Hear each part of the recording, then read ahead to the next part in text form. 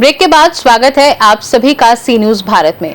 कन्नौज पहुंचे समाजवादी पार्टी के अध्यक्ष अखिलेश यादव ने भाजपा सरकार पर कड़ी टिप्पणी की। उन्होंने डिप्टी सीएम ब्रजेश पाठक को डपटने की बात कही और कहा कि भाजपा सरकार ने किसी की नहीं सुनी है, यहां तक कि अपने लोगों को भी न्याय नहीं मिल रहा। अखिलेश यादव ने बताया कि कन्नौज का विकास आने वाले समय में बड़े पैमाने पर होगा और देश का ऐतिहासिक विकास इसी क्षेत्र में होगा।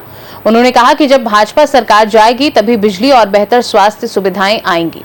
उन्होंने काऊ मिल्क प्लांट और परफ्यूम पार्क के बंद होने की भी निंदा की। अखिलेश ने भाजपा के नेताओं को नकली करार देते हुए उनसे सावधान रहने की सलाह दी और कहा कि आस्था का रास्ता जोड़ना चाहिए, न कि नफरत फैलाना। पेंशन कोई इलाज नहीं है। इनकी सरकार में किसी की सुनवाई नहीं है। इनके अपने लोगों को न्याय नहीं मिल रहा। सोचिए, डिप्टी सीएम डपटे गए, डपट पड़ी उन्हें। कभी कोई सोच सकता है कि इंस्टीट्यूशन में सबसे बैठे हुए लोग वो क्या कर रहे हैं? अपने विभाग पे ध्यान नहीं दे रहे हैं। कह रहे हैं समाजवादी लोग नमाजवादी लोग हैं। यही तो कहते हैं नमाजवादी लोग हैं। इनके पहले जो राष्ट्रीय अध्यक्ष बने और जो पहले प्रधानमंत्री जी बने, उनका नाम पता किसने प्रस्ताव किया था? सबसे पहले वो 5 बार के नवाजी थे, सुनने में आया है। स्वर्गीय पूर्व प्रधानमंत्री अटल बिहारी वाजपेयी जी जब राष्ट्रीय अध्यक्ष बनाए गए थे, उस समय उनके नाम का प्रस्ताव रखने वाले पहले व्यक्ति 5 बार के नवाजी थे। और भारतीय जनता पार्टी का जो राष्ट्रीय सम्मेलन हुआ था मुंबई में, जिसमें भारतीय जनता पार्टी का गठन हुआ, उस गठन के आयोजन में जो पैसा खर्च हुआ, वो भी एक बहुत बड़े पड़ोसी देश के जो प्रधानमंत्री बने के राष्ट्रपति बने, वो आप जानकारी कर लेना, उन्हीं के परिवार के लोगों ने सबसे ज्यादा चंदा दिया। तो अब बताओ नवाजवादी कौन होगा? ये भारतीय जनता पार्टी के लिए केवल नफरत फैलाना चाहती हैं। ये नकली लोग हैं। इन नकली लोगों से बचाओ हम लोग। मैं कोर्ट का धन्यवाद देता हूं और समाजवादी लोग गांव-गांव जाएंगे। अगर ये स्कूल बंद होते हैं तो पढ़ाएंगे और समाजवादी सरकार बनेगी तो पुनः स्कूल और अच्छे स्कूल बनाए जाएंगे। भैया, आपके मस्जिद जाने को लेकर काफी सवाल उठ रहे हैं, लेकिन सरकार उसको सही बता रही है, क्या कहेंगे? सरकार तो हेरा फेरी करने वाली है। ये बीजेपी वालों को कैमरे से बड़ा डर लगता है, कैमरे से, सीसीटीवी से।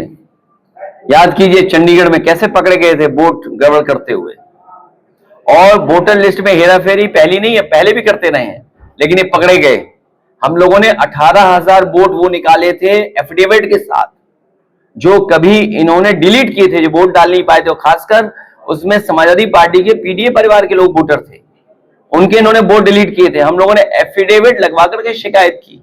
और याद कीजिए एक बार फकीरेपुरवा हम लोग गए थे, वहां पर बीएलओ हेराफेरी कर रहा था। जब जानकारी दी कि वोट नहीं बन रहा है तो उस बीएलओ को सस्पेंड किया गया था। अगर आपको याद हो तो बताइए।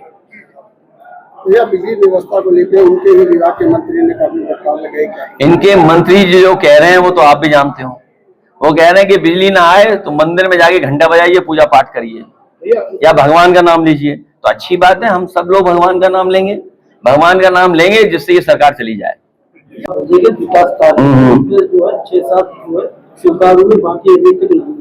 मैं कहूंगा कहीं कोई हो, अगर कहीं ऑफिस से कोई गलती है, कोई है, उसका हम सुधार करेंगे और जल्दी प्रस्ताव दे देंगे। और सोशलिस्ट और सेक्युलरिज्म वर्ड को लेके जो खड़ा हुआ था बयान, उसके ऊपर अर्जुन मेघवाल ने बयान दिया है कि अभी इसको बदलने का या इस पेपर में चेंज करने का कोई प्रस्ताव नहीं है। भारतीय जनता पार्टी आरक्षण के खिलाफ है, आरक्षण के खिलाफ है, पीडीए के खिलाफ है, गरीबों के खिलाफ है, आदिवासियों के खिलाफ है, मुसलमान भाइयों के खिलाफ है, जैन भाइयों के खिलाफ है, बौद्ध धर्म के खिलाफ है, सिख भाइयों के खिलाफ है, सभी धर्मों के खिलाफ है भारतीय जनता पार्टी। लोग हिंदू भाइयों के भी खिलाफ है। और जो समाजवादी शब्द है, समाजवादी शब्द हमें आर्थिक गैरबराबरी और सामाजिक गैरबराबरी से लड़ने का एक सिद्धांत है। और जब सामाजिक न्याय की बात होगी और सामाजिक न्याय के राज की स्थापना होगी, तो उसमें आरक्षण होना जरूरी है। और ये आरक्षण के लिए एक नया फार्मूला निकाला इन्होंने, NFS, नॉट फाउंड सुटेबल। सच्चाई तो ये है, डेमोक्रेसी के लिए भारतीय जनता पार्टी NFS है, सेक्युलरिज्म के लिए NFS है, सोशलिज्म के लिए NFS है। ये सुटेबल नहीं है लोकतंत्र के लिए, क्योंकि अगर इनके खिलाफ आप बोलोगे तो उपराष्ट्रपति जैसा हाल हो जाएगा। सुनने में आया है उपराष्ट्रपति जी से नाराज थे। और अगर स्वास्थ्य की बात है तो आजकल तो जमाना ऐसा है सोशल मीडिया का, और भारतीय जनता पार्टी के लोग बहुत दिखावा करते हैं कि किसी का हालचाल लेने जाते हैं तो फोटो डालते हैं। बताओ, उपराष्ट्रपति बीमार हैं, एक भी भाजपाई उनसे मिलने नहीं गया, उनका स्वास्थ्य के बारे में चिंता नहीं करने गया, उन्होंने फोटो खिंचा के डाली। उन्होंने कम से कम मिलके आते और फोटो खिंचा के डालते हैं सोशल मीडिया पे। हम लोग भी जानते हैं कि भाजपाई लोग जा रहे हैं, उनके स्वास्थ्य के बारे में पूछ रहे हैं। आपने आलू की साल कन्नौज से सी न्यूज संवाददाता सीबू सैनी की रिपोर्ट। फिलहाल के लिए खास रिपोर्ट में बस इतना ही। देश दुनिया की बाकी खबरों को जानने के लिए आप देखते रहिए सी न्यूज भारत।